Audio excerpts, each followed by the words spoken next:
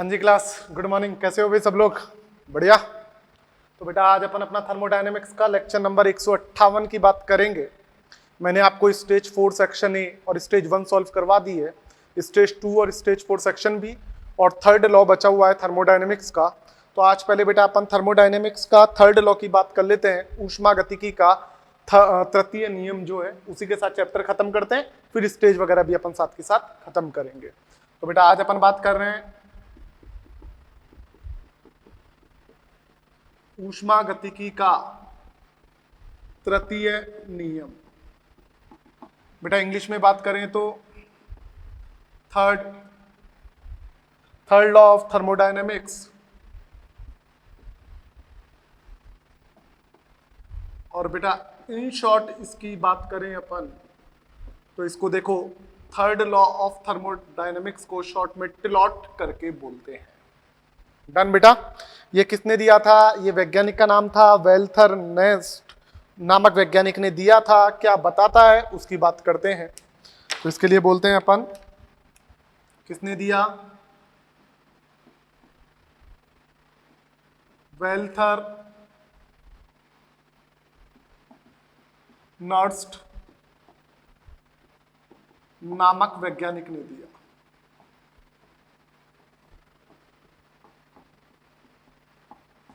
ठीक है, किसने दिया? ये वेल्थर नर्स्ट नामक वैज्ञानिक ने दिया। मेरी गलती नहीं है, उसके मम्मी पापा ने यही नाम रखा था। सही बात है ना? तो बेटा आ जाओ, बस हंस लिए। अब अपन बात करते हैं इसका कथन क्या है। बेटा ये बोलता है परम शून्य ताप पर, जो एब्सोल्यूट टेम्परेचर होता है, परम शून्य ताप पर सभी परम शुद्ध क्रिस्टलीय ठोस पदार्थों की एंट्रोपी का मान कितना होता है? शून्य होता है। तो इसके लिए बात करते हैं। इसने बोला परम शून्य ताप पर, परम शून्य ताप बोले तो 0 केल्विन मतलब 0 डिग्री सेल्सियस मतलब 273 केल्विन। परम शून्य ताप पर सभी शुद्ध क्रिस्टलीय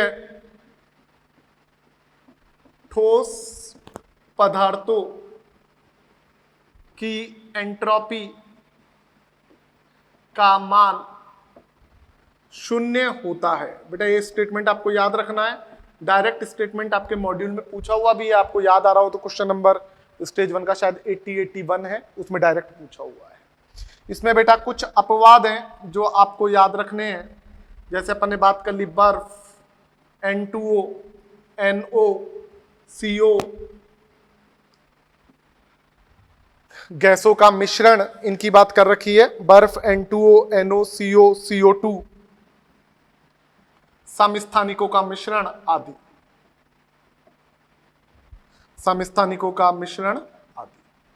बेटा ये अपवाद है, बाकी सबके लिए अपन क्या बात करते हैं कि परम शून्य ताप पर कितना होगा बेटा? आपका शुद्ध ठोस पदार्थों की एंट्रोपी का मान शून्य प्राप्त होगा। समझ में आ गई बात? ये 0 केल्विन होता है, 273 डिग्री सेल्सियस की बात कर रहे हैं। ओके बेटा। अब बेटा अपन इसमें आगे बात करते हैं कि सर ये इसमें जूल थॉमसन प्रभाव जो होता है वो क्या होता है, उससे रिलेटेड हमारे को क्या क्या बात करनी होती है बेटा, अपन उसकी बात करेंगे। तो उसको मैं स्टार्ट करूं, एक बार देख लेते हैं।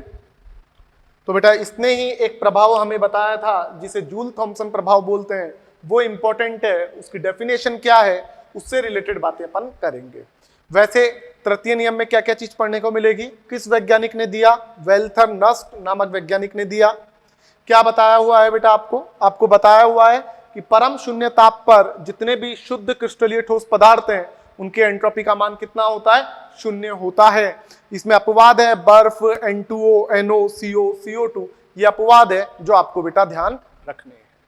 चलो आगे बेटा इसमें, अब इसमें अपन जूल थॉमसन प्रभाव की बात करेंगे कि जूल थॉमसन प्रभाव क्या होता है, जिसे अपन ऊष्मागतिकी के तृतीय नियम में पढ़ते हैं। उसकी बात कर लेते हैं। परिभाषा क्या है, बताता क्या है, उन सब चीजों को बेटा अपन एक बार देख लेते हैं। तो बेटा इसमें अपन बात करें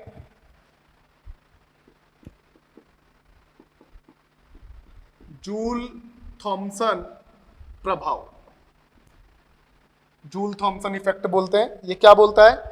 जब किसी गैस को अपन सूक्ष्म छिद्रों से उच्च दाब से निम्न दाब की ओर रुद्धोष्म रूप से प्रसारित करें तब उसके ताप में परिवर्तन आ जाता है। क्या बोल रहा है ये देखिएगा, यदि किसी गैस को उच्च दाब से निम्न दाब की ओर सूक्ष्म छिद्रों द्वारा रुद्धोष्म रूप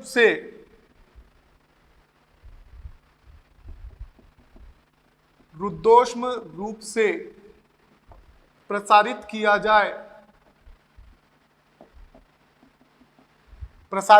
जाए तब उसके तापमान में परिवर्तन आता है। इसे जूल थॉमसन प्रभाव कहते हैं। डन। कोई आपसे जूल थॉमसन प्रभाव का स्टेटमेंट पूछ ले तो गैस को उच्च दाब से निम्न दाब की ओर सूक्ष्म छिद्रों द्वारा रुद्धोष्म रूप से, इंपॉर्टेंट है, प्रसारित करें तो उसके तापमान में परिवर्तन आएगा। इस प्रभाव को हम क्या कहते हैं? जूल थॉमसन प्रभाव कहते हैं। दूसरा इंपॉर्टेंट पॉइंट, जूल थॉमसन प्रभाव में एंथैल्पी का मान नियत रहता है, इसलिए इसे सम एंथैल्पिक प्रक्रम भी कहते हैं। तो बेटा अपन ने क्या बोला, इस प्रभाव में एंथैल्पी का मान नियत रहता है, इस कारण इसे सम एंथैल्पिक प्रक्रम भी कहते हैं। समझ में आ गई बात? सम एंथैल्पिक प्रक्रम अर्थात डेल्टा H 0 मिलना चाहिए। सम एंथैल्पिक प्रक्रम है तो उसके लिए हम क्या बोलेंगे? डेल्टा H का मान बेटा आपको 0 मिलना चाहिए। वो कैसे मिलेगा देखिएगा, इसको सिद्ध करते हैं। चूंकि delta E is equal to Q plus W, चूंकि ये रुद्धोष्म प्रक्रम है तो रुद्धोष्म प्रक्रम के कारण मैं Q को 0 बोल सकता हूं। क्या बोल सकता हूं? तो आपको बेटा क्या मिलेगा? Delta E is equal to W. Delta E को बोल दूं E2 माइनस E1 बोल सकता हूं, W बोले तो माइनस P डेल्टा V। फिर देखिए आगे, E2 minus E1 is equal to minus P V2 minus V1, बोलो सही बात है क्या? आगे और देखो, E2 minus E1 is equal to minus P V2 minus minus plus P V1, सही बात है। इसको इधर लेके आओ तो E2 प्लस P2 V2 या PV2 ये इधर आया और इसको इधर ले जाओ, is equal to E1 plus PV1। बेटा चूंकि आपने पढ़ा है H is equal to E plus PV होता है, तो E2 प्लस PV2 क्या हो गया? H2। ये क्या हो गया? H1। इसको इधर लेके आओ, H2 माइनस H1 बराबर 0, तो बोले तो अपन क्या बोल सकते हैं? डेल्टा H बराबर 0 अर्थात सम एंथैल्पिक प्रक्रम। बोलो बेटा सही बात है क्या? अर्थात आप लोगों को क्या मिल गया? ये सम एंथैल्पिक प्रक्रम। सम एंथैल्पिक प्रक्रम बोले तो जिसमें एंथैल्पी का मान नियत बना रहता है, अर्थात डेल्टा H का मान आप लोगों को क्या मिलना चाहिए बेटा? 0 मिलना चाहिए। एक बार देखो, देखे इतनी बात समझ में आती है क्या? फिर अपन आगे की बात करते हैं। देखे क्या बोल रहा है ये। तो यहां से अपन ने जूल थॉमसन प्रभाव के बारे में बात की कि जूल थॉमसन प्रभाव क्या होता है। ठीक है, अब बेटा अपन इसमें जूल थॉमसन गुणांक की बात करेंगे और उसके बाद बेटा अपन बात करेंगे कि जूल थॉमसन प्रभाव में प्रतिपन्न ताप, जो अपन ने गैसीय अवस्था में पढ़ा था TI इन्वर्जन टेम्परेचर, उसका क्या रूल है। ठीक है, ये रफ करूं, सिंपल सा डेरिवेशन है, सिंपल सा कथन है, ज्यादा कुछ बातें नहीं है, इसलिए परेशान नहीं होना है कि सर इससे क्वेश्चन क्या आएंगे। क्वेश्चन वगैरह का बेटा इसमें इतना कोई इंपॉर्टेंट रोल नहीं है। डायरेक्ट कथन पूछा जाता है, जैसे ऊष्मागतिकी का शून्य नियम केवल कथन बता रहा था, वैसे ही ये बताता है। मेन जो क्वेश्चन आते हैं वो या तो प्रथम नियम पे आते हैं, ऊष्मागतिकी का प्रथम नियम, या ऊष्मागतिकी के द्वितीय नियम में आते हैं। ठीक है, अब अपन यहां से बात करें तो हमने बोला कि जूल थॉमसन प्रभाव में सामान्यतः ताप में परिवर्तन होता है। तो ताप में परिवर्तन तो बेटा वृद्धि भी हो सकती है, कमी भी। तो बेटा ये बोलता है कि जूल थॉमसन प्रभाव में सामान्यतः ताप में कमी आती है। अपवाद है इसका H2 और हीलियम, इन दो को छोड़ दें तो बाकी सभी गैसों के लिए तापमान में बेटा क्या कमी आएगी? कमी आएगी। देखते हैं कैसे कमी आती है। तो हमने नोट लगा के बोला जूल थॉमसन प्रभाव में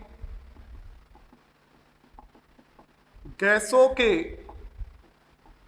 तापमान में सामान्यतः कमी आती है। क्या आती है? कमी आती है। इसमें बेटा मैं बात करूं तो दो गैस अपवाद है, बाकी सभी गैसों के लिए कमी आएगी। H2 व हीलियम गैस, ये अपवाद है। इनके तापमान में कमी वृद्धि क्या आएगी? कुछ नहीं कह सकते। बाकी यदि सभी गैसों पे जूल थॉमसन प्रभाव लगाएं तो तापमान में सामान्यतः क्या आती है? कमी आती है। ठीक है, अब इसके लिए अपन प्रतिपन्न ताप से इसको रिलेट करने की कोशिश करेंगे। तो आपको एक पॉइंट याद होना चाहिए, H2 के लिए प्रतिपन्न ताप बोले तो TI इन्वर्जन टेम्परेचर, जो गैस अवस्था में हमने पढ़ा था 2A/RB होता था, याद आ गया हो तो। H2 के लिए प्रतिपन्न ताप -80 डिग्री सेल्सियस होता है, जबकि हीलियम के लिए प्रतिपन्न ताप -240 डिग्री सेल्सियस होता है। सर ये वैल्यू हमें याद रखनी है क्या?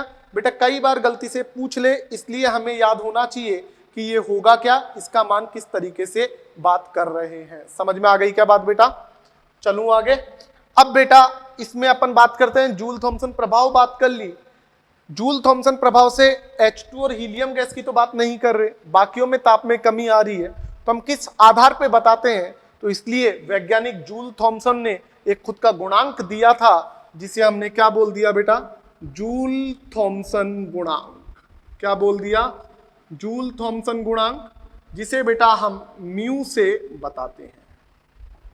जूल थॉमसन गुणांक क्या होता है, इसकी वैल्यू क्या होती है? डायरेक्ट आपको इसका फॉर्मूला याद रखना है। तो हम बोलते हैं mu is equal to dt/dp, यहां H का मतलब क्या है कि नियत एंथैल्पी पे बात कर रहे हैं। H का मतलब क्या होता है बेटा? यहाँ पे H इसलिए लिखा गया है जिससे अपन किस पे बात कर रहे हैं? नियत एंथैल्पी पे। और नियत एंथैल्पी है ये अभी हमने देखा है, क्योंकि एंथैल्पी में परिवर्तन क्या होता है? 0। तो नियत एंथैल्पी की स्थिति में अपन बात करते हैं, तो लिख दिया अर्थात नियत एंथैल्पी की स्थिति में। तो सर ये जूल थॉमसन गुणांक से हम क्या बोलते हैं? पहली बात तो ये होगा, यहां पे याद रखें। दूसरी बात, डीपी हमेशा ऋणात्मक होगा, साथ में लिख दें डीपी हमेशा कैसा होगा? ऋणात्मक। ये आपको ध्यान रखना है। ये बेटा डायरेक्ट ऑप्शन में पूछ भी सकता है, जूल थॉमसन प्रभाव किस स्थिति में लागू होता है? सम एंथैल्पिक में, नियत एंथैल्पी में। इसमें डीपी का मान हमेशा क्या होता है? ऋणात्मक। अब इसमें बेटा अपन अलग अलग केसेस देख लें, केस 1, केस 2, देखते हैं क्या क्या बोल रहा है, और केस 3। तो बेटा अपन ये बोलते हैं कि यदि म्यू का मान 0 हुआ तो हम बोलेंगे आदर्श गैस की स्थिति है। पूछ सकता है आदर्श गैस के लिए जूल थॉमसन गुणांक का मान कितना होता है? 0। तो म्यू बराबर 0, तो आदर्श गैस की स्थिति होगी। समझ में आ गई बात? यदि म्यू आपका पॉजिटिव हुआ, म्यू पॉजिटिव, तो गैस के तापमान में अपन क्या बोलते हैं? शीतलन प्रभाव दर्शाता है। यदि म्यू पॉजिटिव हुआ तो हम बोलते हैं कि कूलिंग इफेक्ट प्रदर्शित करती है, तो हम बोलते हैं कूलिंग इफेक्ट प्रदर्शित करेगी। डायरेक्ट लिख सकते हैं शीतलन प्रभाव प्रदर्शित करेगी। गैस शीतलन प्रभाव प्रदर्शित करती है। बेटा शीतलन प्रभाव का मतलब इंग्लिश में बात करें तो कूलिंग इफेक्ट। समझ में आ गई क्या बात? डन बेटा। और यदि म्यू आपका नेगेटिव है तो अपन क्या बोलेंगे? गैस ऊष्मीय प्रभाव, ऊष्मीय प्रभाव, ऊष्मीय प्रभाव को इंग्लिश में क्या बोलते हैं? Heating effect. ऊष्मीय प्रभाव बोले तो हीटिंग इफेक्ट प्रदर्शित करती है। तो बेटा ये 3 केस इंपॉर्टेंट है, समझना कुछ नहीं है, डायरेक्ट इनको याद रखें। जूल थॉमसन प्रभाव, तापमान में सामान्यतः कमी, अपवाद हाइड्रोजन और हीलियम। हाइड्रोजन के लिए प्रतिपन्न ताप -80 डिग्री सेल्सियस, हीलियम के लिए प्रतिपन्न ताप -240 डिग्री सेल्सियस। गुणांक की बात करें तो हम बोलेंगे dT/dP, जहां पे H नियत एंथैल्पी को बताएगा, dP हमेशा बेटा आपका ऋणात्मक होगा। यदि म्यू पॉजिटिव है तो गैस शीतलन प्रभाव मतलब कूलिंग इफेक्ट प्रदर्शित करेगी, यदि म्यू नेगेटिव है तो हीटिंग इफेक्ट प्रदर्शित करेगी, और 0 है तो हम क्या बोलेंगे बेटा, आदर्श गैस की स्थिति होगी। समझ में आ गई बात। अब अपन बात करते हैं कि सर ये प्रतिपन्न ताप क्या होता है। तो बेटा प्रतिपन्न ताप फिक्स होता है, वह फिक्स गैस के लिए निश्चित ताप जिससे कम पे वह गैस कूलिंग इफेक्ट प्रदर्शित करती है, और जिससे अधिक पे वह गैस हीटिंग इफेक्ट प्रदर्शित करती है, उसे प्रतिपन्न ताप या इन्वर्जन टेम्परेचर कहते हैं। इसकी बात करते हैं होता क्या है, किस तरीके से अपन इसे बताते हैं। तो एक बार इसको रफ करता हूं और आगे बात करता हूं।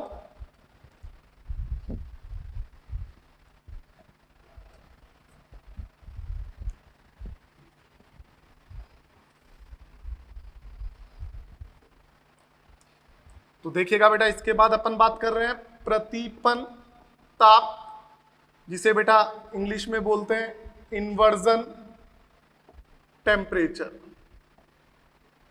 इन्वर्जन टेम्परेचर बोले तो TI।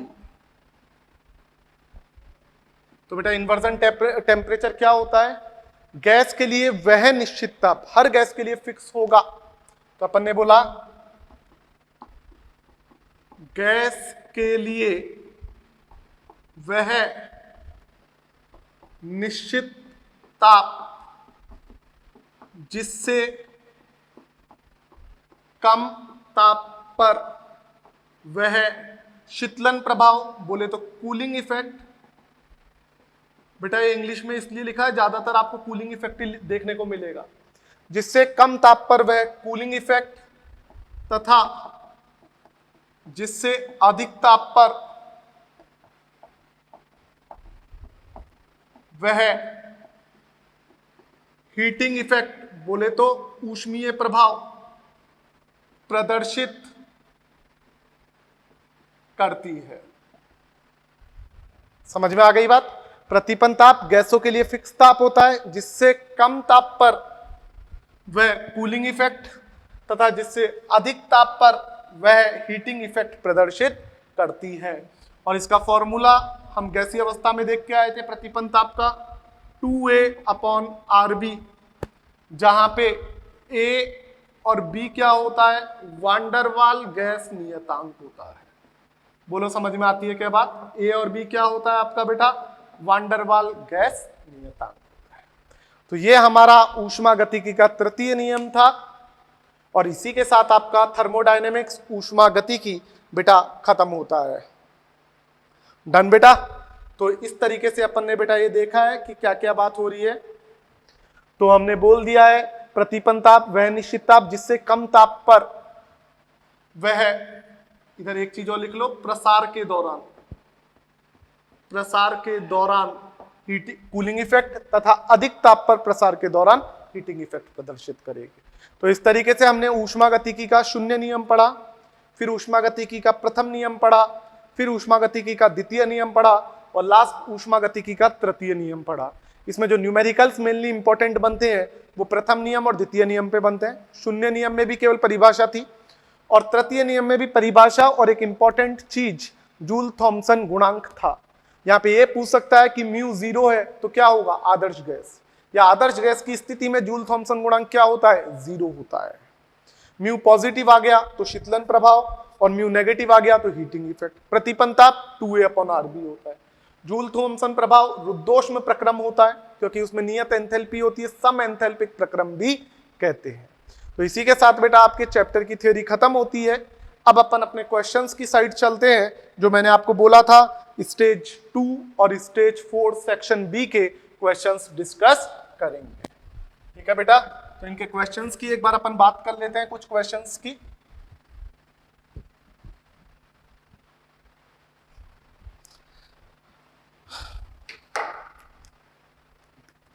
तो बेटा अपन स्टेज 4 की बात करते हैं। स्टेज 2 और 4 करवानी है। स्टेज 1 और 4 का सेक्शन ए हो गया था।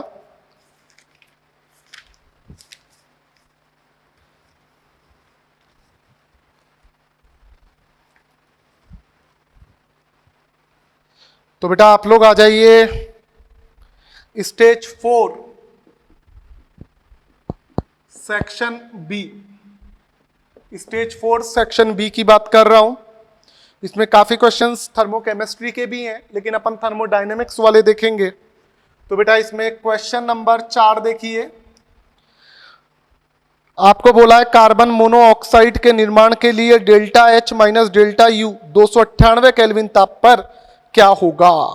तो देखिए बेटा, कार्बन मोनोऑक्साइड का निर्माण करना है तो C प्लस हाफ O2 से बनता है Cu, कार्बन मोनोऑक्साइड। यहाँ पे ये ठोस है, ये गैस है, ये गैस है। तो बेटा डेल्टा Ng मैं क्या बोल सकता हूं, उत्पाद के गैस मोल माइनस अभिकारक के गैस मोल। केवल गैस लेंगे तो सॉलिड तो नहीं लेंगे, 0 हो जाएगा। तो 1 माइनस हाफ आएगा बेटा। बेटा चूंकि हमको पता है delta H is equal to delta U plus delta NgRT होता है, ये आपको पता है। ये डेल्टा U इधर लाओ तो delta H minus delta U क्या हो जाएगा, डेल्टा NgRT। डेल्टा Ng कितना है, 1/2। R 8.314, तापमान 298 केल्विन दिया है। और बेटा जैसे ही आप इसको कैलकुलेट करोगे, उसमें टाइम वेस्ट नहीं करेंगे, आप खुद देख लेना, तो 1238.78 जूल प्रति मोल मिलेगा। ऑप्शन नंबर 4 करेक्ट होना चाहिए। कैलकुलेशंस आप देख लेना, उसमें टाइम वेस्ट नहीं करेंगे। फिर बेटा इसी तरीके से अपन क्वेश्चन नंबर 5 की बात करते हैं। देखिएगा क्वेश्चन नंबर 5 क्या बोल रहा है। आपको अभिक्रिया दी है जिसमें CaCO3 CaO और CO2 में जा रहा है। डेल्टा H0 का मान दिया है, कितना दिया है, 179.1 किलो जूल प्रति मोल। किलो को सिंपल करेंगे तो 1000 से गुणा कर देंगे। डेल्टा S0 का मान दिया है आपको, कितना दिया है, 160.2 जूल प्रति केल्विन। तापमान दिया है आपको 298 केल्विन। तो आपको बोला है कि किस ताप के ऊपर यह स्वतः अभिक्रिया होगी। तो बेटा फिर से डेल्टा G पे क्वेश्चन चला गया। देखो तापमान दिया है 298 केल्विन अभी तक तो जो दिया है, ठीक है। अब अपन को क्या बोल रहा है, delta G0 is equal to delta H0 minus T delta S0 होता है। बोलो सही बात है क्या। डेल्टा G धनात्मक तो अस्वतः है, 0 तो साम्यावस्था और ऋणात्मक तो स्वतः है। मैं पहले साम्यावस्था पे ताप निकाल लूं, साम्यावस्था पे ताप आ जाएगा। अब आपने हल्का सा भी ताप बढ़ाया तो डेल्टा G नेगेटिव होने लगेगा, क्योंकि ताप के आगे क्या है, नेगेटिव, तो स्वतः होने लगेगा। तो अब आपको बोले कि साम्यावस्था तो डेल्टा G 0 और स्वतः के लिए कौन सा ताप है, तो पहले साम्यावस्था पे निकाल लो और फिर ताप हल्का सा भी बढ़ाओगे तो अभिक्रिया स्वतः होने लग जाएगी। तो मैं ये यहाँ पे डेल्टा G को 0 कर लूं तो 0 बराबर delta H0 minus T delta S0, तो T आ जाएगा delta H0 upon delta S0। तो यहाँ से निकालें अपन 179.1 किलो है तो 1000 से गुणा कर दिया बटा 160.2 और इसको सॉल्व करा तो बेटा ये आपका ताप आएगा 1118 केल्विन। मतलब 1118 केल्विन पर डेल्टा G 0 है, साम्यावस्था है। और 1118 केल्विन से जैसे ही ताप ज्यादा किया तो ये स्वतः हो जाएगा, क्योंकि यहां माइनस है तो डेल्टा G नेगेटिव होने लगेगा, अर्थात स्वतः होने लगेगा। तो हमने क्या बोला, इससे ऊपर स्वतः अभिक्रिया होगी। समझ में आ गई क्या बात, इससे ऊपर, और इस पर क्या होगी, साम्यावस्था होगी। क्योंकि इस पर साम्यावस्था क्यों है, क्योंकि डेल्टा G हमने क्या मान रखा है बेटा, 0 मान रखा है। तो आपका ऑप्शन नंबर 1 करेक्ट आ जाएगा। समझ में आ गई क्या बात बेटा। इसके बाद अपन क्वेश्चन नंबर 6 की बात कर रहे हैं बेटा, स्टेज 4 सेक्शन बी में। देखते हैं क्या बोलता है। आपको बोल रहा है जलवाष्प, एक आदर्श गैस के जलवाष्प को मानते हुए आंतरिक ऊर्जा में परिवर्तन क्या होगा यदि मोल 1 है। मोल बेटा आपको दे दिया है 1, डेल्टा एच का मान दे दिया है 41 किलो जूल। क्वेश्चन पढ़ो समझ में आएगा, किलो है ये। तापमान दे दिया है आपको 100 डिग्री सेल्सियस, तो इसका मतलब 373 केल्विन हो गया। केल्विन में बदलेंगे तो 273 जोड़ देंगे। तो आंतरिक ऊर्जा में परिवर्तन पूछा है, तो देखो बेटा delta H is equal to delta E plus delta N G R T होता है। सही बात है क्या? डेल्टा एच कितना है? 41 किलो जूल, किलो में ही रहने दो, डेल्टा ई हम किलो में निकाल लेंगे। Delta N G 1 mole, R का मान 8.314, तापमान 373, ये किलो में है, ये किलो में ही चाहिए, तो इसको भी किलो में बदल लो, बटा 1000 कर लो। तो यहां से आंतरिक ऊर्जा में परिवर्तन, जिसे डेल्टा ई बोलो या डेल्टा यू बोलो, कोई दिक्कत नहीं है, तो वो आपको मिलेगा 37.904 किलो जूल प्रति मोल। कैलकुलेशन वगैरह देख लें। क्वेश्चन इतना बड़ा बोल के कंफ्यूज कर रहा है, आप तो मुद्दे की बात करें, चाहता क्या है। तो जो दी हुई है उन चीजों को लिख लो, और जो निकालना है उसके लिए फॉर्मूला लगा लो। समझ में आती है क्या बात बेटा? इसके बाद क्वेश्चन नंबर 8, ऐसा क्वेश्चन अपन ने बहुत बार कर लिया है। आपको अभिक्रिया दिया ½ x2 plus 3/2 y2 change into xy3। x2 y2 और xy3 के लिए S0 एंट्रोपी के मान दिए हैं। कितने कितने दिए हैं देखिएगा, 60, 40 और 50 दिए हैं जूल पर केल्विन। तो बेटा पहले टोटल अभिक्रिया के लिए एंट्रोपी परिवर्तन निकालो, वो क्या होगी? उत्पाद की एंट्रोपी माइनस अभिकारक की एंट्रोपी। सही बात है।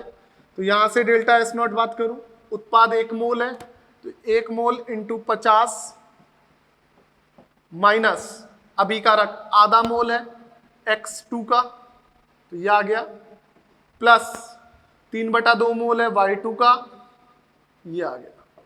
यही है बेटा। तो इसको सॉल्व करें तो 50 माइनस ये 20 दिया 60 और ये 30, 60 और 30 90, तो -40 जूल पर केल्विन आया।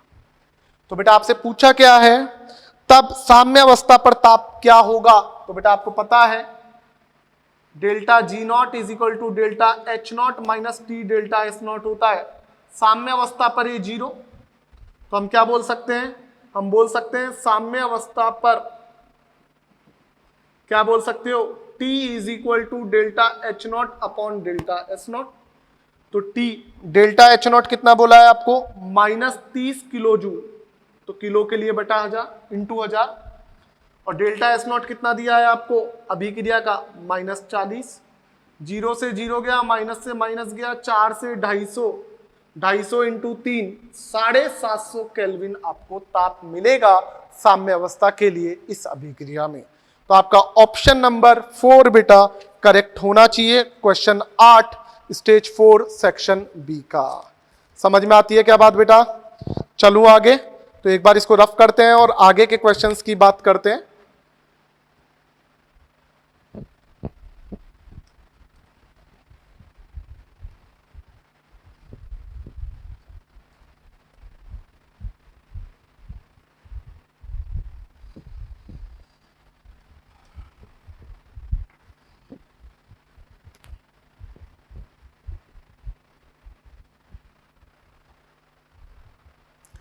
तो बेटा आगे के क्वेश्चंस की बात करें, देखते हैं, देखें।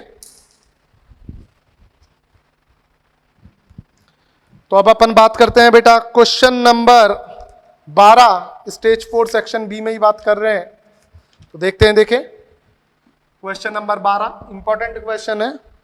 बोल रहा है एक निश्चित ताप पर T पर उत्क्रमणीय अभिक्रिया के लिए डेल्टा H और डेल्टा S दोनों पॉजिटिव हैं, धनात्मक हैं, और TE साम्य अवस्था पर ताप है, तो अभिक्रिया के स्वतः होने के लिए क्या होगा? देखो delta G is equal to delta H minus T delta S, ये भी पॉजिटिव है, ये भी पॉजिटिव है, तो यहां नेगेटिव आ गया। साम्य अवस्था पर जब डेल्टा G 0 था उस टाइम ताप TE है। साम्य अवस्था पर क्वेश्चन बोल रहा है साम्य अवस्था पर T क्या है? TE है, उस टाइम डेल्टा G कितना हो जाएगा? 0। अब मुझे स्वतः करना है, तो पहले भी समझा चुका हूं, साम्य अवस्था पर डेल्टा G 0 आएगा तो ताप TE मिल गया। अब स्वतः करना है तो ताप T से ज्यादा होगा, क्योंकि यहां पे नेगेटिव है तो हमने क्या बोल दिया, स्वतः हेतु जो ताप है उसे साम्य अवस्था ताप से आपको ज्यादा करना पड़ेगा, T से आपको ज्यादा करना पड़ेगा। तो आपका सेकंड ऑप्शन बेटा करेक्ट होगा। समझ में आ गई बात? तो आज के बाद याद रखें, साम्य अवस्था के लिए तो डेल्टा जी 0 और स्वतः के लिए क्या करें, पहले साम्य अवस्था पे ताप निकाल लें और स्वतः के लिए साम्य अवस्था वाले ताप से ज्यादा कर दें, तो जो ऑप्शन आएगा वो करेक्ट होगा। यह चीज मैं आपको पहले ही समझा चुका था। क्वेश्चन नंबर 13 की बात कर रहा हूं। समतापी उत्क्रमणीय प्रसार में 2 मोल आदर्श गैस को 10 डेसीमीटर क्यूब से 100 डेसीमीटर क्यूब तक 27 डिग्री सेल्सियस ताप पर प्रसारित करते हैं तो एंट्रोपी परिवर्तन क्या होगा? तो उत्क्रमणीय समतापी प्रसार में जो एंट्रोपी परिवर्तन का फॉर्मूला है वो बेटा ये होता है। बोलो समझ में आती है या नहीं आती बात? उत्क्रमणीय समतापी प्रसार में ये आएगा V2 बटा V1, या दाब की बात करता तो P1 बटा P2। वैल्यूज रख दो और सॉल्व कर लो तो डेल्टा एस आ जाएगा 2.303। एन कितने मोल बोला है? 2 मोल। आर 8.314। लॉग 10 से 100 डेसीमीटर क्यूब तो V2 बटा V1। 0 से 0 गया। याद रखें लॉग 10 की वैल्यू 1 होती है, तो आपको मिल गया delta S is equal to 2.303 into 2 into 8.314 into log 10, और लॉग 10 का मतलब कितना हो गया बेटा? 1। तो डेल्टा एस आपको सॉल्व करोगे तो सॉल्व आप कर लें, इसमें टाइम खराब नहीं करेंगे, जूल पर मोल पर केल्विन आएगा। तो ये आपको याद होना चाहिए, उत्क्रमणीय समतापी आदर्श गैस का प्रसार का फॉर्मूला ये होता है, जो अपन पहले बात करके आ चुके हैं। चलें बेटा आगे।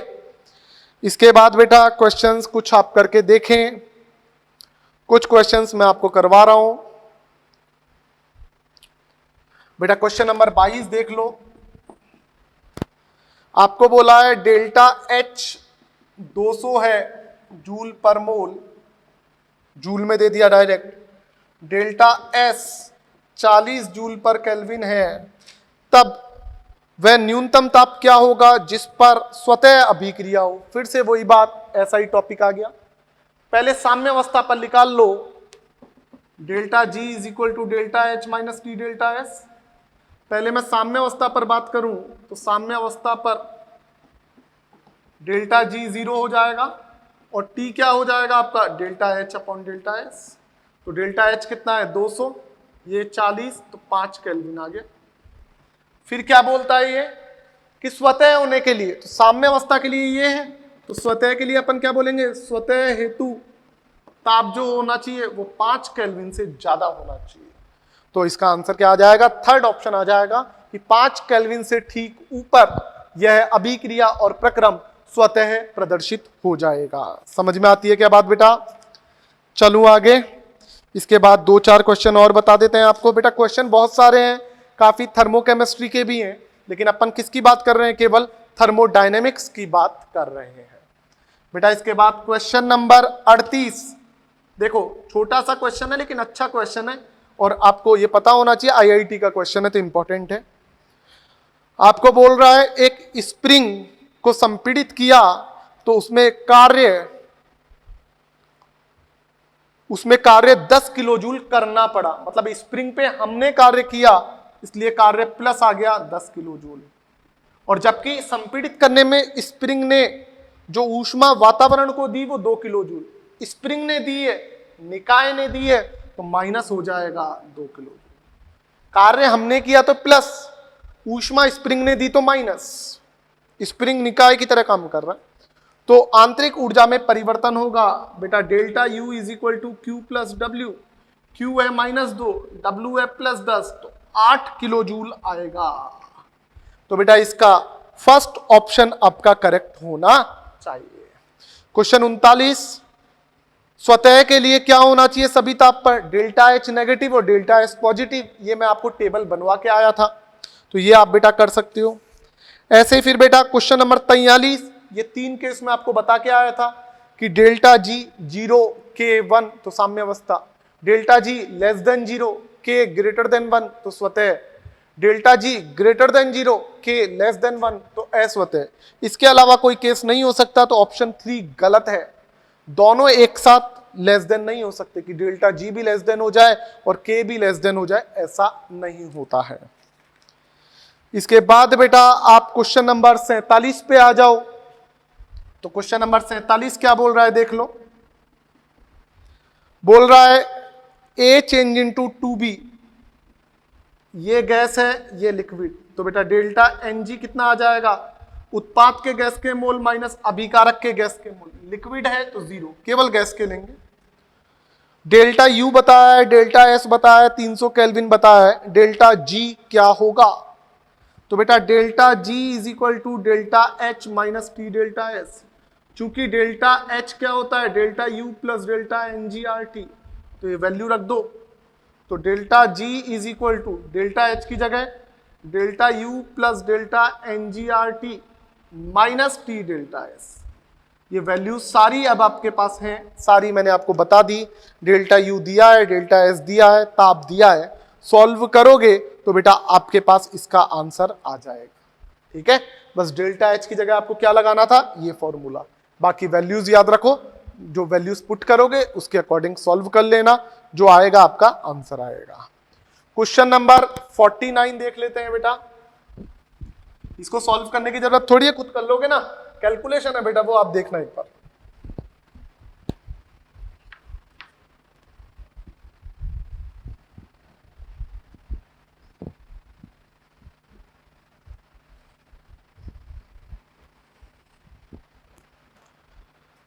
बेटा इसके बाद क्वेश्चन नंबर 49 की बात कर रहा हूं।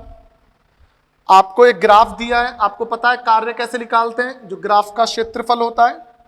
तो ग्राफ के क्षेत्रफल की बात कर लेते हैं अपन। बेटा इसको दो भागों में तोड़ लो। बेटा ये तो यहाँ पे तो है 8, यहाँ पे है 12, ये सी, ये बी और ये ए। इसका पूरे का क्षेत्रफल देखना है। यहाँ पे है 8 पॉइंट पे और यहाँ पे है 2, यही ग्राफ है बेटा। तो बेटा इसका क्षेत्रफल पूरे का देखना है। तो बेटा ये तो त्रिभुज हो गया, त्रिभुज का क्षेत्रफल 1/2 गुणा आधार गुणा ऊंचाई। आधार 12 माइनस 8 4, ऊंचाई 2 से 8 तो 6, प्लस साथ में ये वर्ग हो गया, तो लंबाई इंटू चौड़ाई, लंबाई 6 चौड़ाई 6, 6 इंटू 6। तो बेटा इसको सॉल्व किया तो यह आया 12 प्लस 36 48 आएगा। ठीक है, और पूछा क्या है आपसे, देख लो। आपसे ये जो पूछा है ये किस में पूछा है, तो इसका आंसर देख लेते हैं एक बार कितना दे रहा है। बेटा 48, क्वेश्चन डायरेक्ट इसी में पूछा है, तो इसका आंसर 48 आपको मिल जाएगा। क्या किया है, क्षेत्रफल। कार्य कैसे निकालते हैं, जो भी अपन को जगह दी है, जो भी हमको छायांकित भाग दिया है उसका क्षेत्रफल। ये त्रिभुज हो गया, ये वर्ग हो गया। उसके बाद बेटा आपसे बोला है क्वेश्चन नंबर 50, आपका स्टेज 4 सेक्शन बी का लास्ट क्वेश्चन। 4 मोल गैस, तो मोल तो दे दिए आपको 4।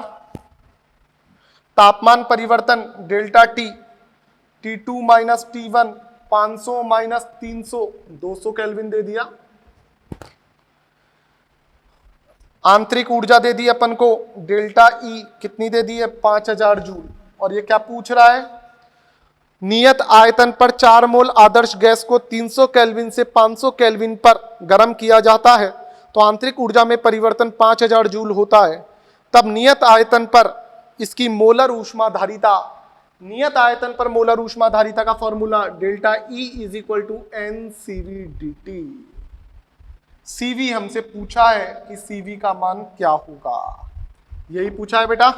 तो देखिएगा यहां से अपन क्या बोल सकते हैं बेटा, डेल्टा ई 5000, एन 4 मोल, सीवी निकालना है, डीटी डेल्टा टी बोलो या डीटी एक ही बात है 200।